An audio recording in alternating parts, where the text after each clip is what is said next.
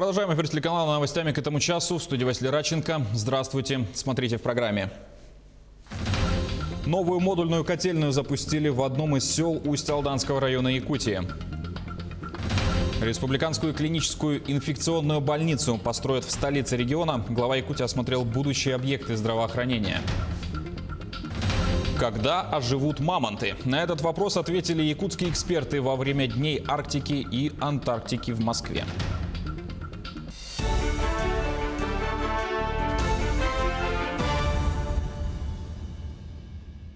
Во Всемирной организации здравоохранения заявили, чтобы остановить коронавирус, необходима вакцинация 60-70% населения мира.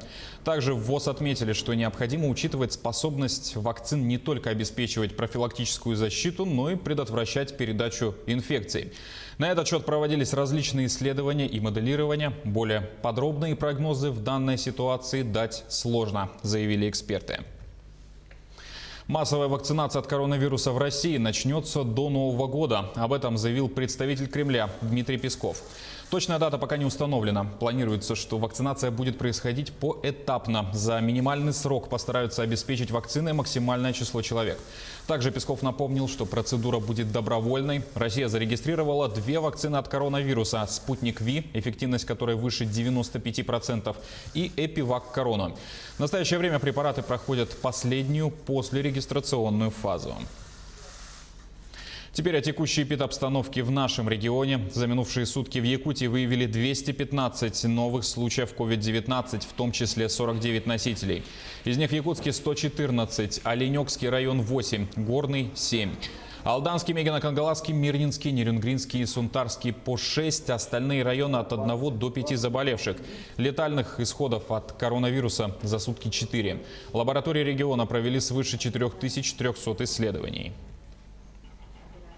Республиканскую клиническую инфекционную больницу построят в столице региона. Об этом сообщил глава Якутии во время объезда строящихся объектов здравоохранения. Сегодня, 28 ноября, Александр Николаев посетил новое здание кардиологического диспансера, строительство которого завершится в конце следующего года. По его словам, строительство позволит повысить качество оказания медицинских услуг в борьбе с сердечно-сосудистыми заболеваниями. Также Александр Николаев ознакомился с деятельностью нового цеха по изготовлению медицинских масок и осмотрел участок, где будет возведена новая клиническая инфекционная больница.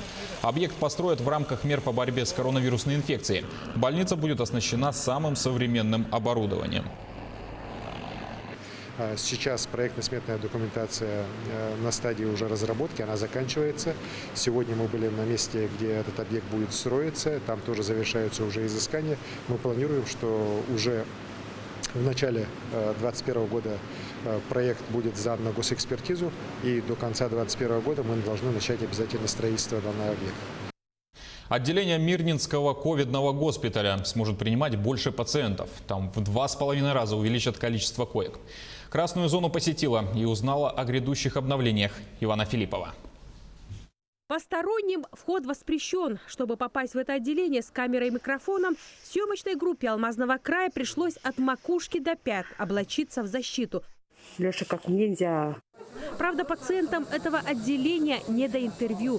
Сюда попадают люди с тяжелым течением COVID-19.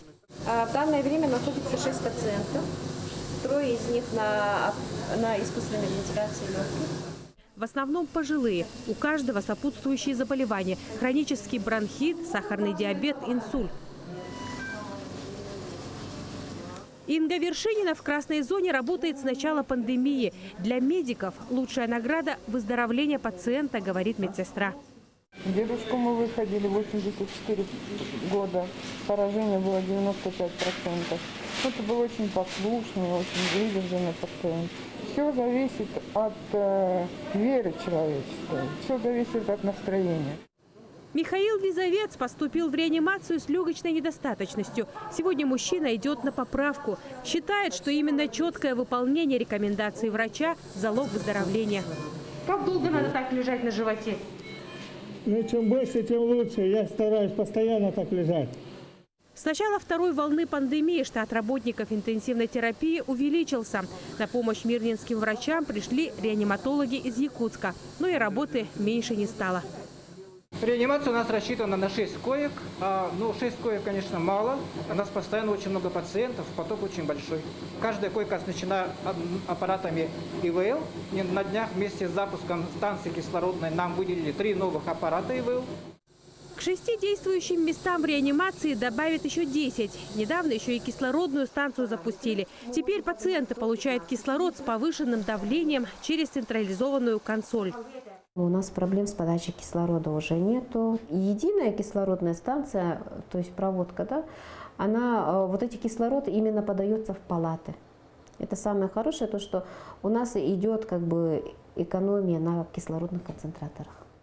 Сегодня ковидный центр алмазной столицы обслуживает всю Западную Якутию. Это почти половина республики. Иванна Филиппова, Алексей Меркулин, телеканал «Алмазный край». К другим темам. Модульную котельную запустили в селе Болганах Усть-Алданского района Якутии. В открытии нового объекта приняли участие жители, представители Госсобрания Илтумен, Минжкх и энергетики и районной администрации.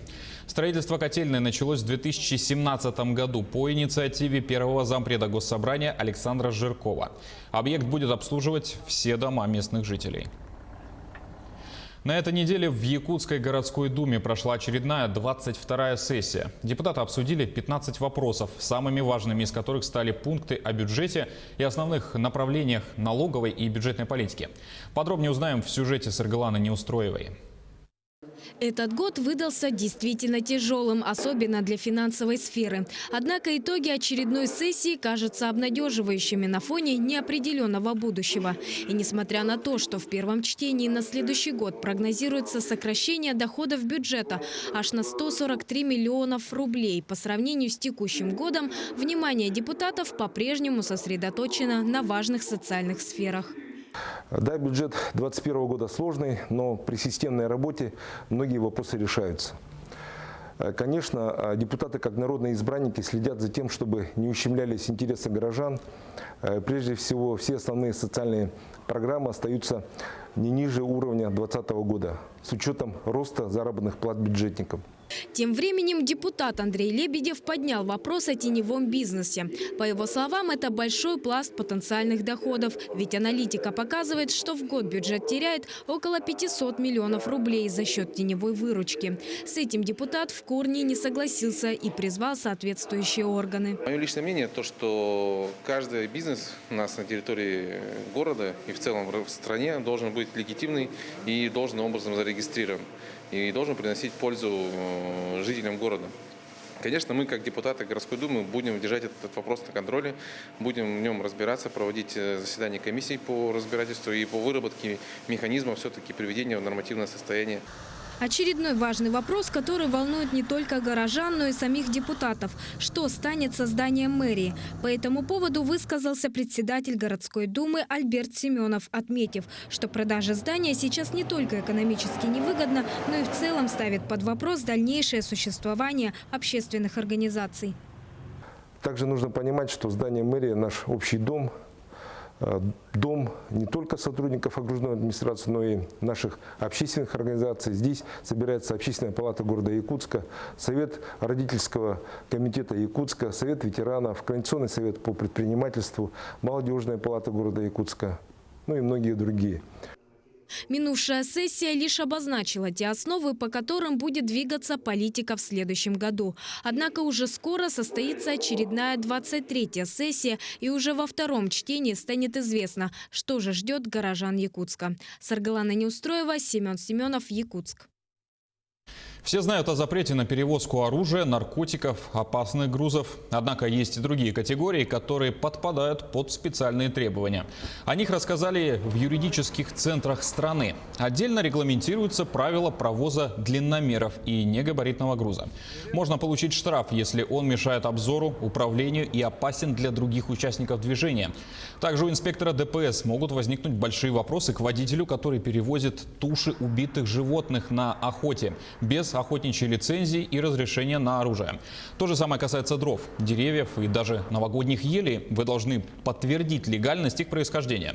Даже за одну срубленную к Новому году елочку штраф может составить до 4000 рублей. Проблемы могут возникнуть даже с перевозкой алкоголя. Если нет маркировки, его количество в автомобиле строго регламентировано. Это особенно важно в преддверии праздников. Перевозя много бутылок, имейте при себе чек из магазина, советуют эксперты. От активности граждан зависит благополучие экологии региона. Это отметили участники проекта «Эко-клик», организованного интернет-платформой OneClick Якутск. В точке кипения IT-парка обсудили текущую деятельность, наметили планы на ближайшее время. Проект объединил экологические организации, общественные советы, Министерство экологии и водоканала, а также представители предприятий и ведомств.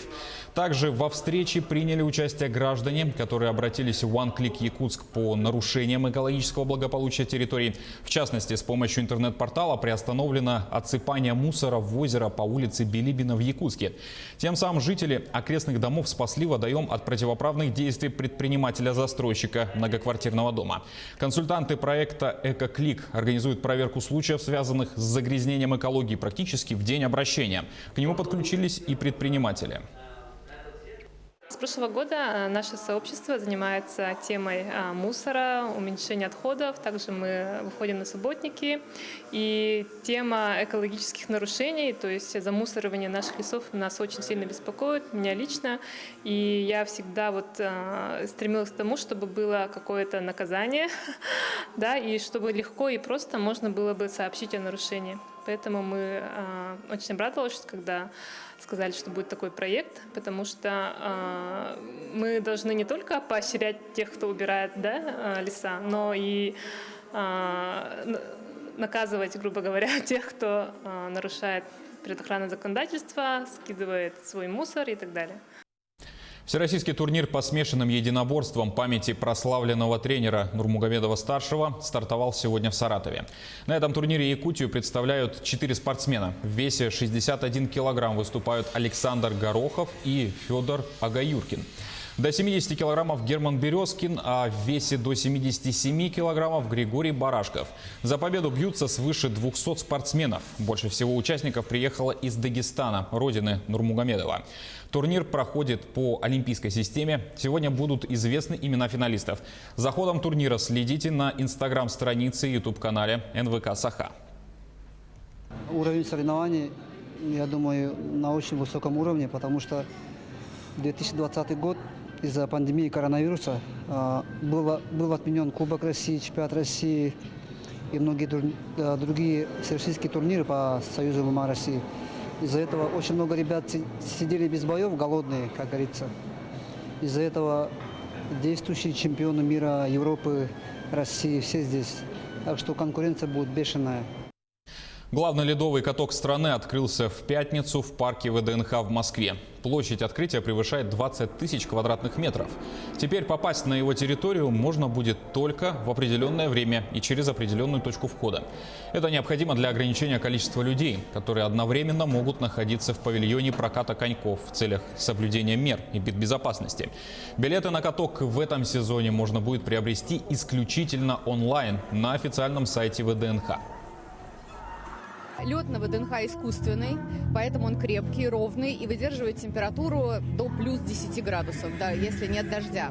Что касается оформления в этом году, то оно, как и в прошлом году, совершенно прекрасное. Очень красивый арт-объект в виде цифр. В прошлом году это было 2020, в этом году это 2021. Очень красивая подсветка фонарей в виде фужеров для шампанского. Через каток перекинут пешеходный мост, откуда открывается очень красивый вид, собственно, на каток и на иллюминацию в виде цветочных полей. А когда живут мамонты? Этот вопрос обсудили во время Дней Арктики и Антарктики в Москве. В формате онлайн якутские специалисты поделились с коллегами своими последними открытиями в области палеонтологии и приоткрыли секрет клонирования мамонтов. О них подробнее узнал наш субкор в Москве Максим Кардозо. Создать парк ледникового периода. Об этой идее мечтают сотни ученых во всем мире. О желании оживить мамонтов, саблезубых тигров и других вымерших животных заговорили еще 10 лет назад, когда стало понятно, что в недрах Якутии в вечной мерзлоте можно найти уникальные образцы сохранившихся тканей. Они не гнили, не разлагались, а вот практически вот в первозданном виде, как они упали там куда-то, там же они замерзли. Когда мы делали аутопсию, например, малоляховского мамонта, то все структуры клеточные, они были очень хорошо сохранены. Но для полноценного клонирования этих клеток пока недостаточно. Необходимы новые образцы, хотя наука не стоит на месте и доказывает, что современные технологии уже могут оживлять организмы, замерзшие тысячи лет назад. Так случилось с образцами, найденными на территории Нижней Колымы. Вот нашим коллегам из подмосковного Пущино удалось прорастить современника мамонта, это смолевку узколистную, возрастом более 32 тысяч лет. И на этом же местонахождении в 2015 году из грунта были обнаружены круглые черви нематоды, возрастом тоже порядка около 32 тысяч лет. После того, как их поместили в питательный субстрат, они продолжили свою жизнедеятельность после долгого анабиоза. Но настоящие чудеса ученые творят не только в лабораториях, но и в экспедициях, ведь работать приходится в труднодоступных местах. Причем испытания не только найти уникальные материалы, но и вывести их.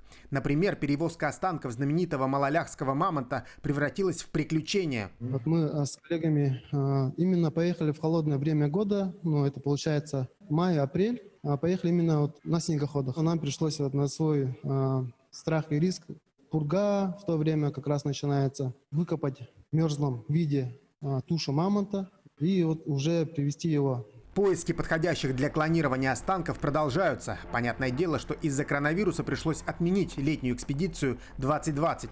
Но ученые надеются, что в следующем году смогут полноценно продолжить свою работу. Максим Кардозу, Джур Березкин, Москва.